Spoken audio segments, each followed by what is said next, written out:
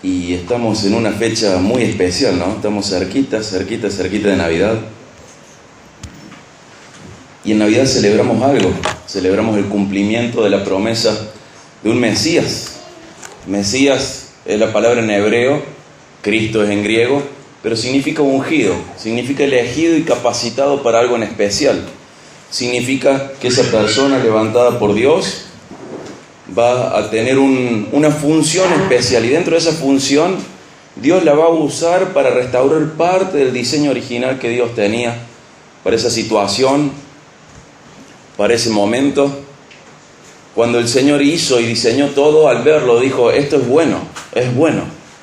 Pero Él fue levantando, al ver que el pecado iba corrompiendo todo lo bueno que Él había hecho, Él fue levantando personas, capacitándolas, eligiéndolas, con la función de restaurar un poquito, que no se desbande demasiado el mundo, ir restaurando de a poquito algunas partes.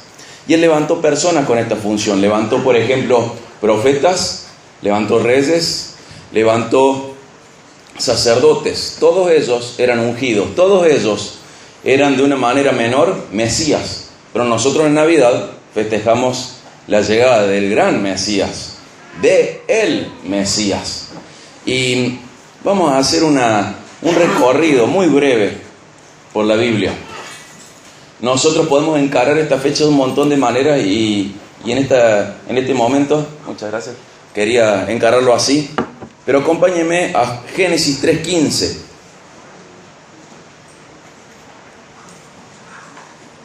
Génesis 3:15, el primer libro de la Biblia, capítulo 3, versículo 15.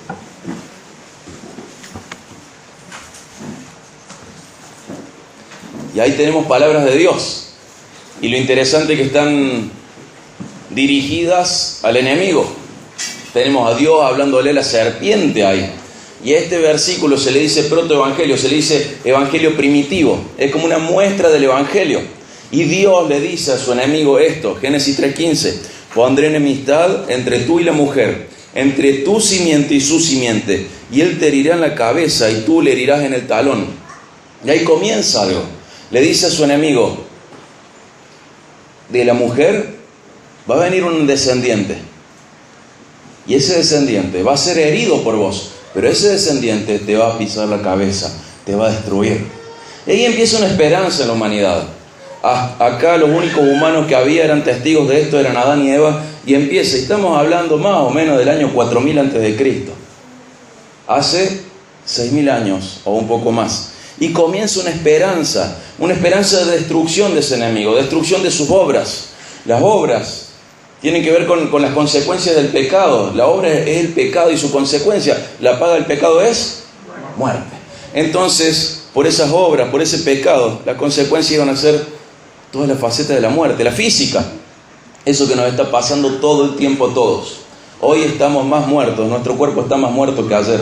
Y vamos todos en este camino, hasta que finalmente, de manera momentánea, lo material y lo inmaterial van a ser separados. Pero hoy estamos muriendo por ese pecado, por el pecado. La muerte espiritual, esa enemistad, esa separación entre Dios y los humanos. Y la muerte eterna, separación por siempre sin posibilidad de reconciliación. Infierno, muerte física, espiritual y eterna. Entraron por el pecado, pero comenzó esta esperanza. Imagínense a Adán y Eva diciendo: ¿escuchaste lo que dijo? Un hijo tuyo, Eva, se va a levantar y va a destruir a la serpiente. Alguien de vos va a salir y va a destruir sus obras. Y empiezan a pasar generaciones. Primer hijo de Adán y Eva, Caín. ¿Habrá sido alguien con estas condiciones? No, Caín no. El segundo, Abel, no. Lo mató Caín.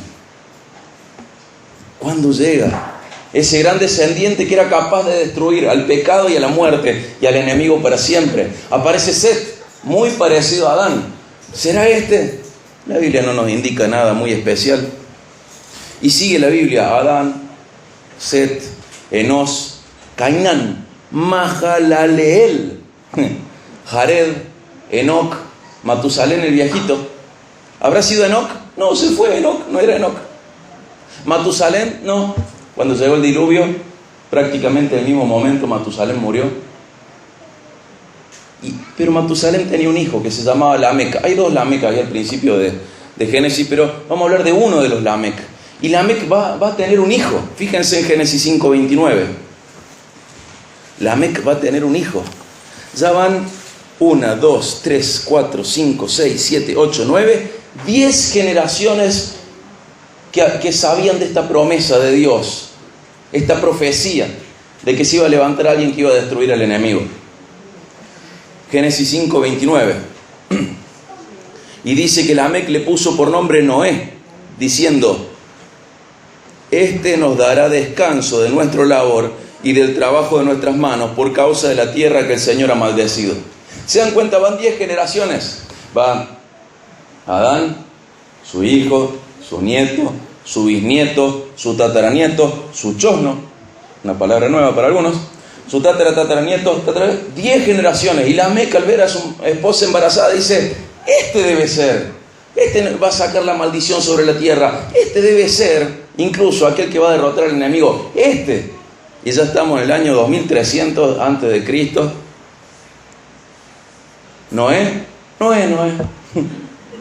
No era Noé, ese gran descendiente. Noé es usado por Dios para preservar la especie humana. 8 personas suben esa gran barca. Pero vemos que Noé no tenía condiciones de una persona sin pecado. Incluso termina sus días ya viejito, emborrachándose. No es Noé el hijo de Eva que iba a destruir a la serpiente y sus obras. Y sigue pasando el tiempo. Y aparecen más personas bíblicas que nosotros conocemos. Aparecen más personas en la historia de la humanidad. Esto no es la historia de Israel. Esto es tu historia. Esto es mi historia. Estamos hablando de nuestros abuelos muy lejanos. En esto somos todos primos. Estamos hablando de ellos. Y siempre hay una línea de familias, un grupo de gente que está esperando aquella promesa del Señor, aquella profecía de Dios de que la serpiente iba a ser aplastada. Aquel capaz de destruir a aquel que introdujo al pecado a la tierra. Están esperando eso. Y van pasando las generaciones, y van pasando los siglos. Y aparece José, y no era José. Pero Jacob, antes de morir, dice algo muy importante. Acompáñenme a Génesis 49. Dice algo muy importante. Y bendice a Judá de una manera muy especial. Génesis 49, voy a leer del 8 al 10. Génesis 49, del 8 al 10.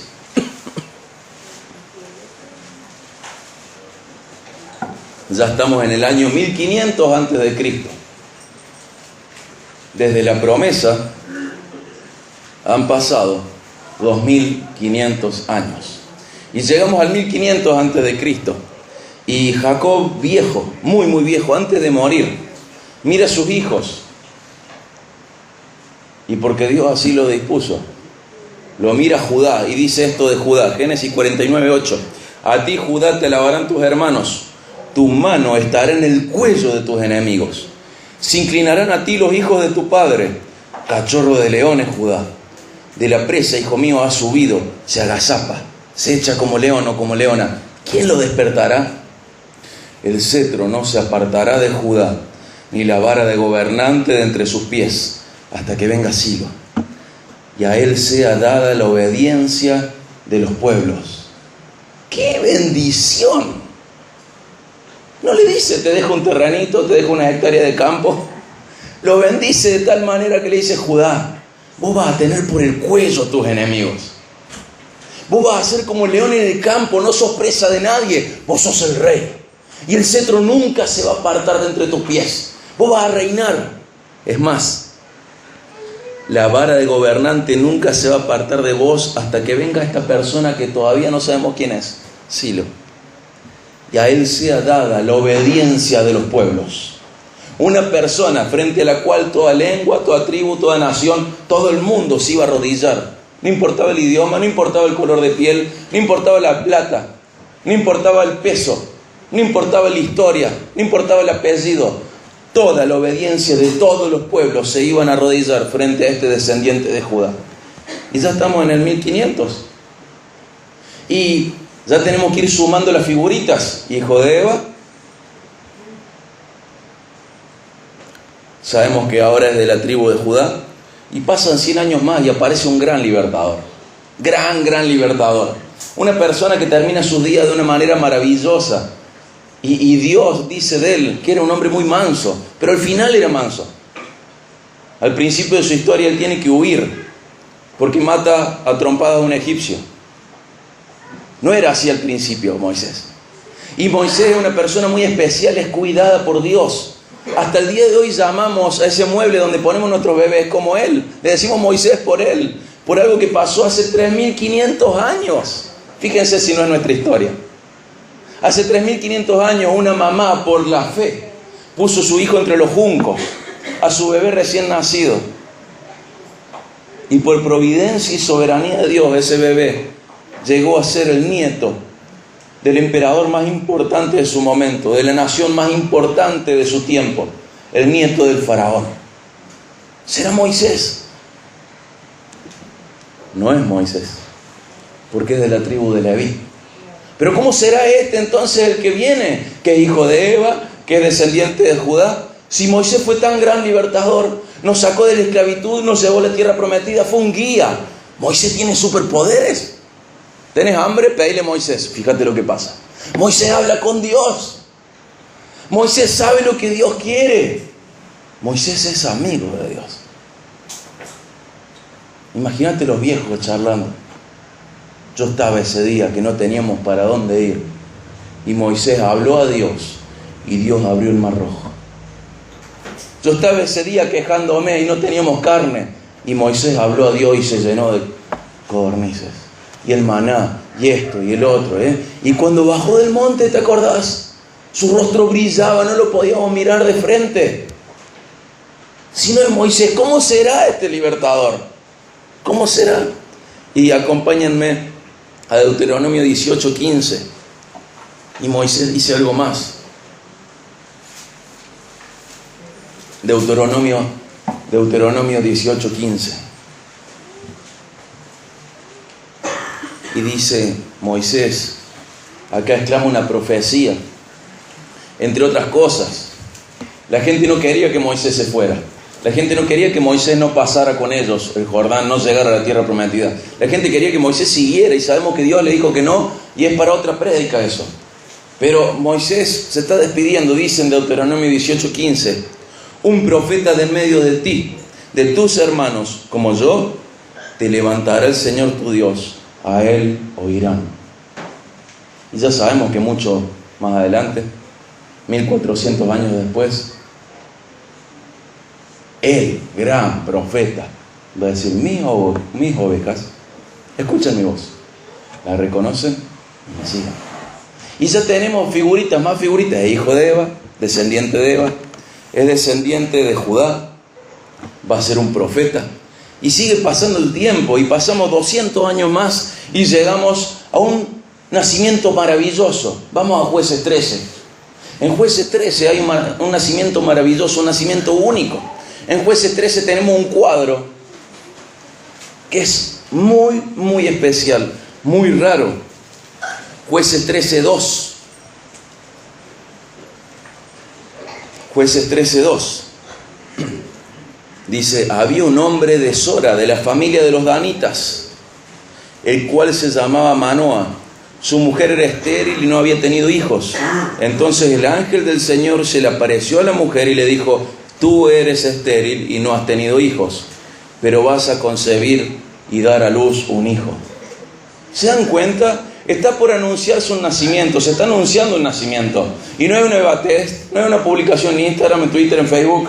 Un ángel aparece y le dice a esa mujer, el problema no está en tu esposo, vos sos estéril. Pero ¿sabes qué? El Señor te va a dar un hijo. Vos vas a tener un hijo.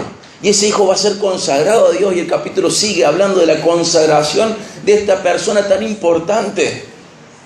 Y van a ser Sansón. Imagínate el barrio, imagínate la viejita del barrio. ¡Ay, querida, no sabe lo que le pasó a la esposa de Manoa! Embarazada está. Imagínate el chismerío. ¿Y cómo saben? Un ángel apareció y dijo que iba a quedar embarazada. ¡Oh! Debe ser este el de la profecía.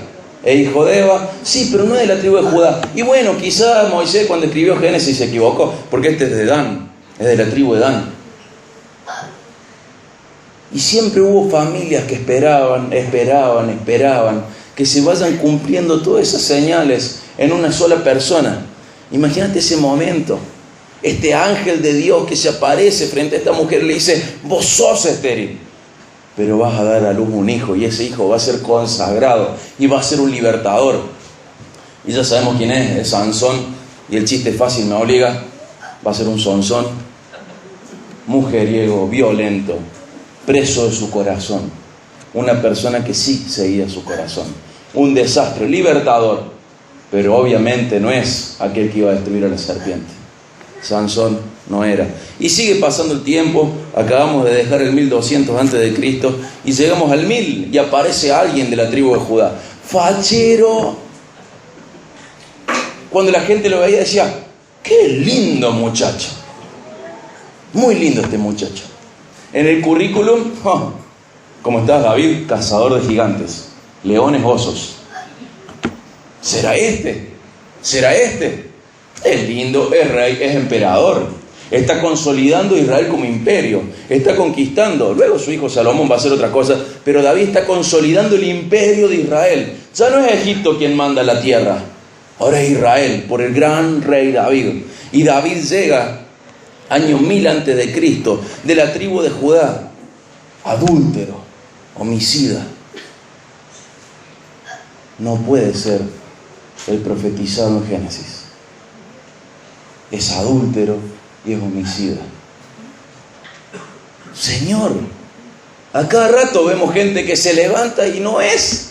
¿Cuándo va a venir ese? Y un montón de personas, pero que no eran la mayoría, sino una minoría, estaban esperando ese que había de venir. Una minoría siempre estuvo ahí esperando, diciendo: tiene que venir, Señor, ¿hasta cuándo? Señor, que venga. Señor, odio mi pecado. ¿Cuándo va a venir esa persona por la cual vamos a ser libres del pecado? Señor, ¿cuándo viene? Señor, ¿hasta cuándo? Siempre hubo gente piadosa, sujeta a Dios, amante de Dios, que esperaba ser libre del pecado y sus obras, de las consecuencias. Y hay algo que sucede con David muy especial, que está en 2 de Samuel 7. Acompáñenme a 2 de Samuel 7.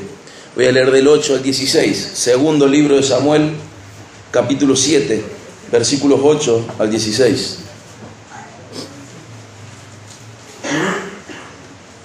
Natán, este gran profeta, hermoso profeta, valiente profeta, de los buenos. Natán va a hablar de parte de Dios y va a recibir un mensaje de parte de Dios. Y ahí lo vamos a leer en 2 de Samuel 7, 8 al 16.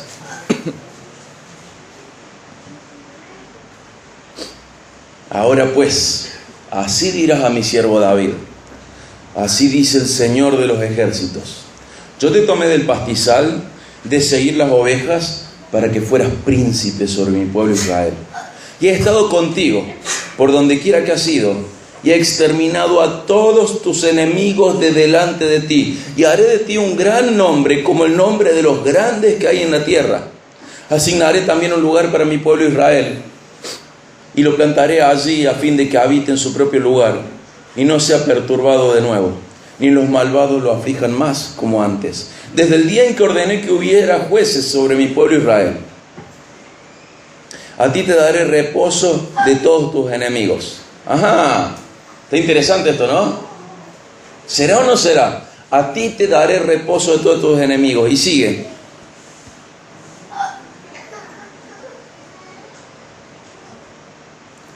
en medio del versículo 11 dice: el Señor también te hace saber que el Señor te edificará una casa. Esto significa una dinastía, una familia real.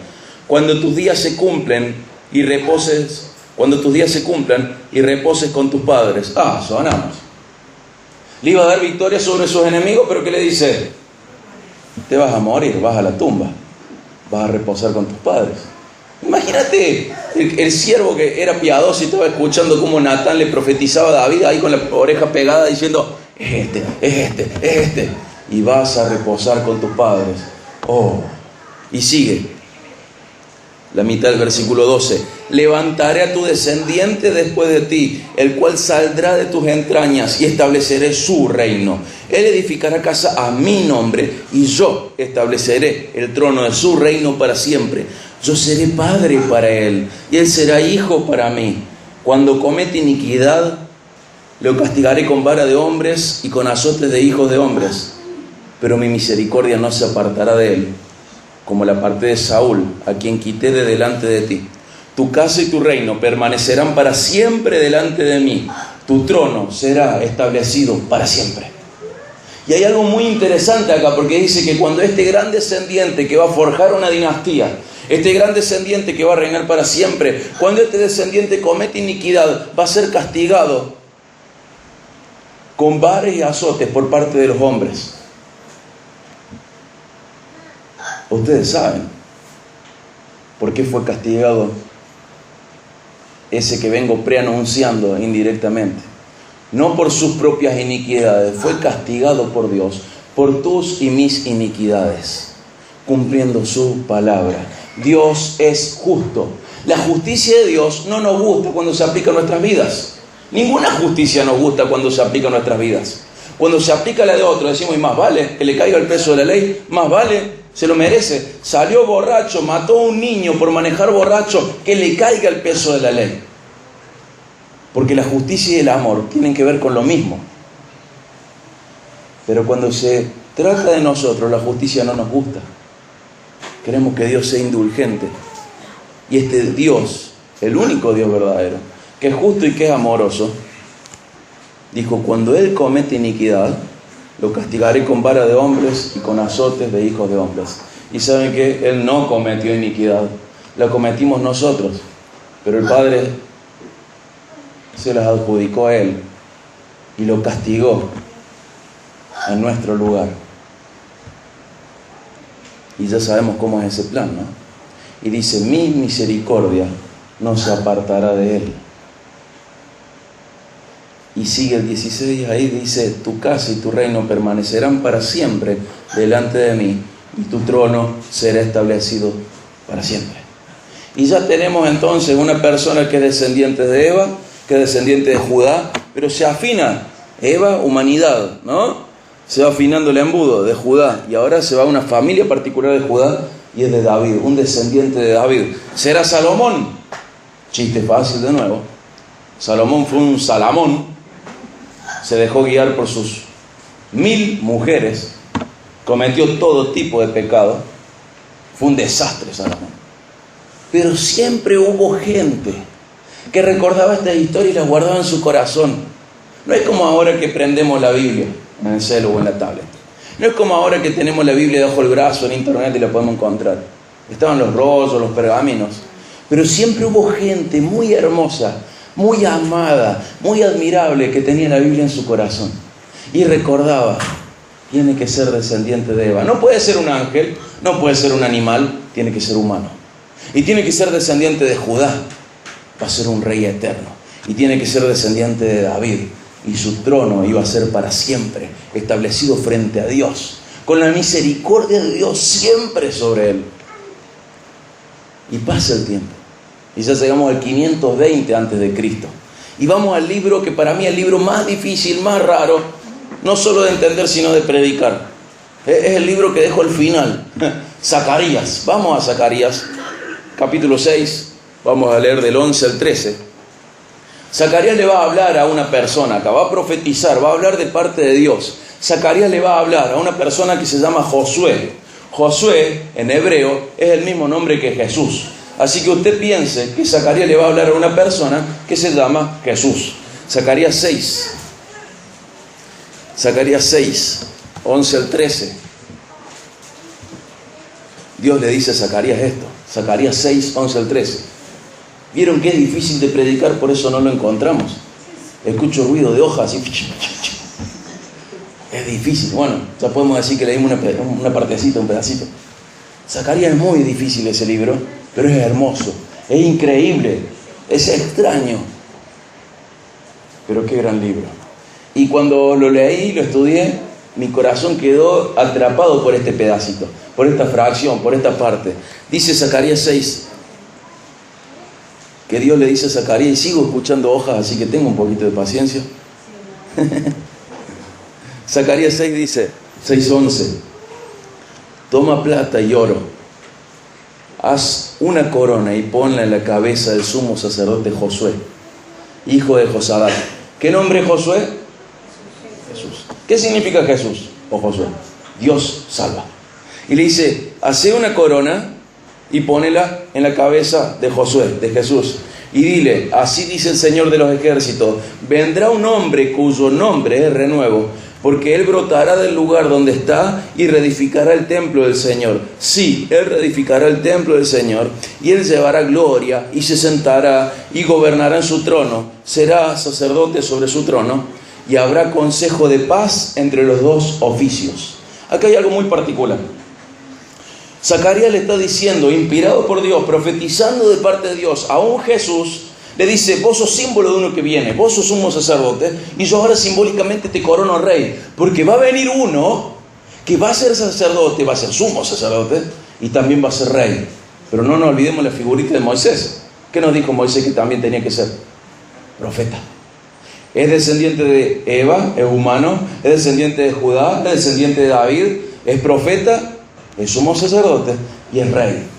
Increíble que 520 años antes Zacarías mire a un Jesús y le diga, vos sos símbolo de un Jesús que viene. Vos sos sumo sacerdote, pero yo te voy a coronar rey. Porque cuando venga el otro, sumo sacerdote y rey, van a ser dos oficios que van a estar en la misma persona. Esto es increíble. Y comienzan los redoblantes del cielo. Imagínate esas familias, esas personas que estuvieron todo este tiempo esperando. Imagínate, están esperando, ya viene entonces. Ya tenemos todas las figuritas. Es descendiente de Eva, es descendiente de Judá, es descendiente de David, es profeta, es sumo sacerdote, es rey. Y esperaba a la gente, y esperaba, y esperaba, y esperaba. 400 años de silencio y ahora en la tierra. Dios no habla por 400 años. Y vienen los griegos, invaden Israel, destrozan Jerusalén. Ven algo que ellos les llamaron la abominación desoladora. Uno de los 4 que tomó el lugar de Alejandro el Magno, desnuda, afeita a los sacerdotes y sacrifica una chancha en el altar del templo. Pero siempre hubo gente que decía, seguimos esperando. Y vinieron los romanos, destrozo, destrozo, destrozo.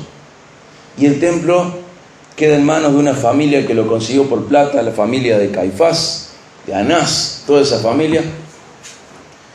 Ya Israel está gobernado por Herodes, un edomita, no tenía por qué gobernar, ni esos sacerdotes no tenían por qué ser sacerdotes, pero están los redoblantes del cielo ahí.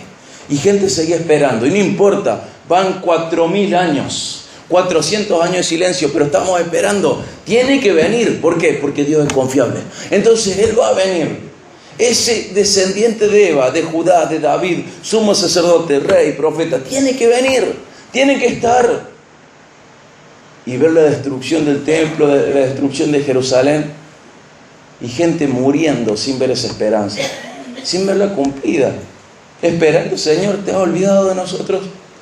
Señor, ¿les habrá pasado lo mismo que les pasa a muchos de ustedes? ¿Esto habrá sido un mito, una leyenda? ¿No será tan así? Señor, ¿es verdad lo que decís? ¿O son inventos de hombres? ¿Son cuentos de los abuelos? A muchos de ustedes les pasa lo mismo. Y están los redoblantes. Y nos vamos a Lucas 2, año 0. Vamos a Lucas 2. Algunos iban descartando la fe, iban tomando la historia como mito o como leyenda, pero otros estaban esperando que Dios cumpliera sus promesas. Dios no procrastina, no deja las cosas para mañana. Dios no se frustra. Dios no es mediocre. Dios hace todo de manera perfecta y nunca nada sale de sus manos, al punto que podemos decir con toda tranquilidad que Él gobierna sobre todo. Él es soberano, Él tiene su providencia, nada se sale de su control, Él gobierna. Y como dicen varios teólogos, hasta el diablo es el diablo de Dios. Porque el que tiene la cadena que apriete ese cuello es Dios, y no la suelta a menos que Él decida usarlo. Y pasó el tiempo, y pasaron los griegos, pasaron los romanos, y pasó el tiempo, y la gente, algunos dudaron, pero otros fortalecieron su fe y creyeron. Y aparecemos en Lucas 2. Y dice, aconteció que en aquellos días, luego de 400 años de silencio, ¿no? Aconteció que en aquellos días que salió un edicto de César Augusto para que se hiciera un censo de todo el mundo habitado. Este fue el primer censo que se levantó cuando Cirenio era gobernador de Siria. Todos se dirigían a inscribirse en el censo, cada uno a su ciudad. También José subió de Galilea, de la ciudad de Nazaret, a Judea, a la ciudad de David, que se llamaba Belén, por ser él de la casa y de la familia de David. Redoblantes de nuevo, para inscribirse junto con María, comprometida para casarse con él, la cual estaba embarazada. Versículo 6. Sucedió que mientras estaban ellos allí, se cumplieron los días de su alumbramiento, y dio a luz a su hijo primogénito. Lo envolvió en pañales, lo acostó en un pesebre porque no había lugar para ellos en el mesón. En la misma región había pastores que estaban en el campo, cuidando sus rebaños durante las vigilias de la noche. Y un ángel del Señor se les presentó, y la gloria del Señor los rodeó de resplandor, y tuvieron gran temor. Pero el ángel les dijo, no teman, porque les traigo buenas nuevas, buenas noticias de gran gozo, que serán para todo el pueblo, porque les ha nacido hoy en la ciudad de David un Salvador, que es el Mesías, el Señor. Esto les servirá de señal: hallarán un niño envuelto en pañales y acostado en un pesebre. De repente apareció con el ángel una multitud de los ejércitos celestiales, alabando a Dios y diciendo, gloria a Dios en las alturas, y en la tierra paz entre los hombres en quienes Él se complace. Cuando los ángeles se fueron al cielo, los pastores se decían a unos a otros, vayamos pues hasta Belén y veamos esto que ha sucedido, que el Señor nos ha dado a saber. Fueron a toda prisa y hallaron a María y a José y al niño acostado en el pesebre. Cuando lo vieron, dieron a saber lo que se les había dicho acerca de este niño. Y todos los que lo oyeron se maravillaron de las cosas que le fueron dichas por los pastores. Pero María atesoraba todas estas cosas, reflexionando sobre ellas en su corazón. Y los pastores se volvieron glorificando y alabando a Dios por todo lo que habían oído y visto, tal como se les había dicho. Cuando se cumplieron los 8 días para circuncidar al niño, le pusieron por nombre Jesús, el nombre dado por el ángel antes de que él fuera concebido en el seno materno. Dios salva. Y sigue la historia. Pero ya teníamos el spoiler nosotros, ya teníamos el adelanto de la película, el adelanto de la historia, la profecía. Y vemos cómo este embudo de profecías, que tomé muy poquitas de ellas, van confluyendo en este niño. Versículo 22 de Lucas 2. Al cumplirse los días para la purificación de ellos, según la ley de Moisés, lo trajeron a Jerusalén para presentar al niño al Señor. Como está escrito en la ley del Señor, todo varón que abra matriz será llamado santo para el Señor. Y para ofrecer un sacrificio conforme a lo que fue dicho en la ley del Señor, un par de tórtolas o 2 pichones. Había en Jerusalén un hombre que se llamaba Simeón.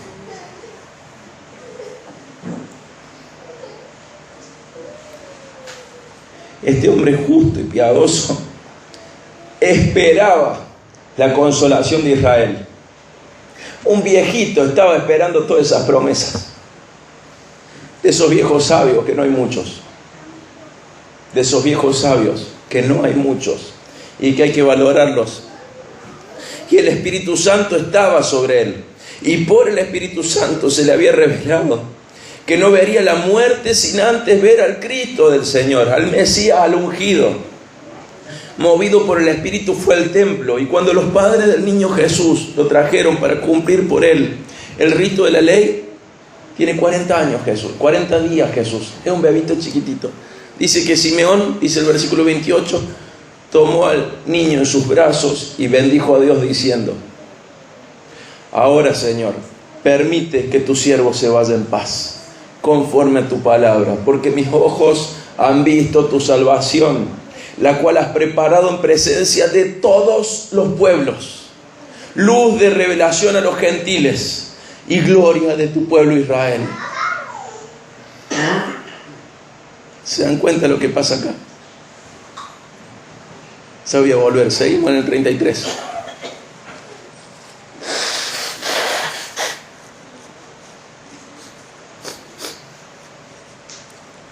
Y los padres del niño estaban asombrados de las cosas que de él se decían. Simeón los bendijo y dijo a su madre María: este niño ha sido puesto para caída y levantamiento de muchos en Israel, y para hacer señal de contradicción. Y una espada traspasará aún tu propia alma, a fin de que sean revelados los pensamientos de muchos corazones. Y había una profetisa, Ana, hija de Fanuel, de la tribu de Aser. Ella era de edad muy avanzada y había vivido con su marido 7 años después de su matrimonio. Y después de viuda, hasta los 84 años. Nunca se alejaba del templo, sirviendo noche y día con ayunos y oraciones. Llegando ella en ese preciso momento, daba gracias a Dios y hablaba del niño. ¡Qué evangelista! Hablaba del niño a todos los que esperaban la redención de Jerusalén. Vemos 2 viejos hermosos acá. Simeón y Ana, los más viejos, dando esperanza a los más jóvenes. Simeón y Ana, y hay una palabra clave: esperaban, esperaban, esperaban, esperaban. Esperaban la redención, esperaban al Cristo, al Mesías. Y Simeón, cuando levanta este bebé de 40 días, en sus pañales, frágil, vulnerable, protegido por toda la hueste del cielo, totalmente protegido, pero encarnado en fragilidad, 40 días este bebé. Y Simeón lo levanta y dice algo que vos y yo podemos decir: permite que tu siervo se vaya en paz conforme a tu palabra, porque mis ojos han visto tu salvación. Solamente una persona que ha visto la salvación de Dios puede orar de esta manera: puedo morir en paz porque he visto la salvación. Y si usted no ha visto la salvación, no puede morir en paz. Va a morir en terror. Pero si usted ha visto la salvación del Señor, usted puede morir en paz. Y esa es una gran diferencia. Podemos decir, bueno, a ver cómo son los cristianos. Los cristianos son los que se portan bien y los no cristianos son los que se portan mal. Es una manera, pero hay no cristianos que se portan re bien. Pero este es un distintivo más. El cristiano muere en paz porque ha visto la salvación del Señor. Y el que no es cristiano, por más que venga a la iglesia, tenga ministerio, sirva, por más que se porte bien, no puede morir en paz porque nunca todavía ha visto la salvación del Señor.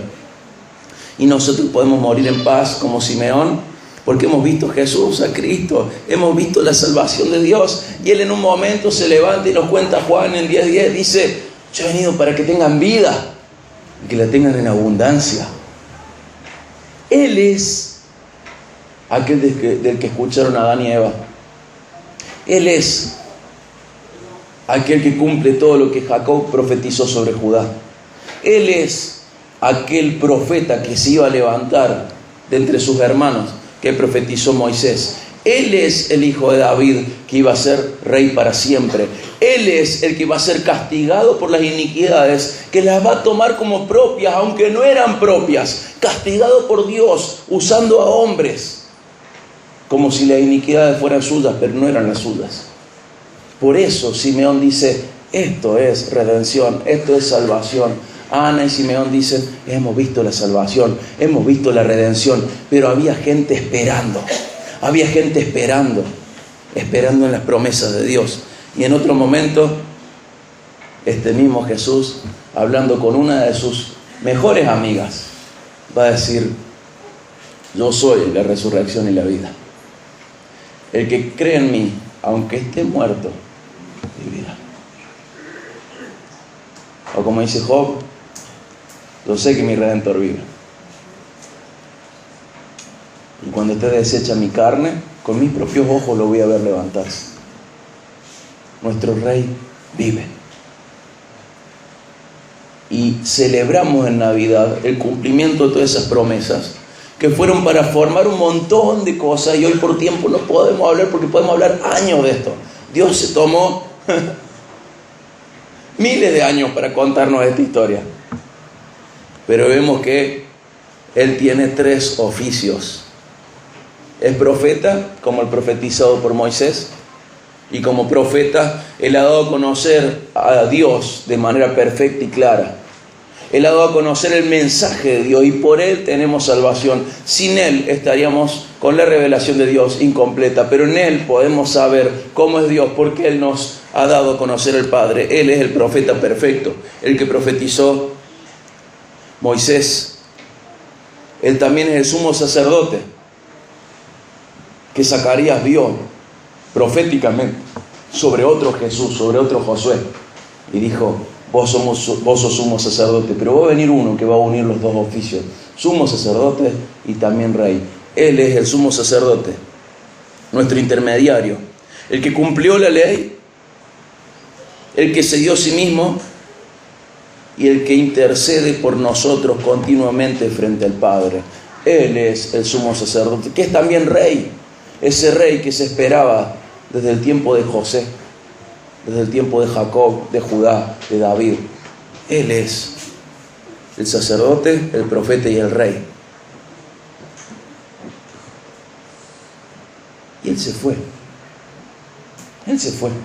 Y mucha gente se quedó con la idea de este rey como si fuera una ovejita. Y hoy leí una frase que decía: el siglo I esperaba un león, pero vino una oveja. Y el siglo XXI espera una oveja, pero vuelve un león. Ese rey está vivo. Y para los que creemos en Él, podemos enfrentar en paz a la muerte, porque vamos a la casa con Él. Él es el rey, sumo sacerdote y profeta que festejamos en Navidad. Él es Dios encarnado. Y eso es lo que celebramos en Navidad. Y tenemos que aprender a tenerlo en cuenta como lo que Él es Dios. Pero ¿cómo es? Es Dios con nosotros. Celebremos la Navidad, sabiendo que durante miles de años hermanos nuestros esperaron promesas y no las vieron, y nosotros sí las vimos. Y esto tiene que tener impacto en nuestras vidas. Y saber que este sumo sacerdote, profeta y rey, reinará y nos lleva incluso a morir en paz porque hemos visto su salvación. Ese es el rey que celebramos en Navidad, ¿sí? Vamos a orar para finalizar.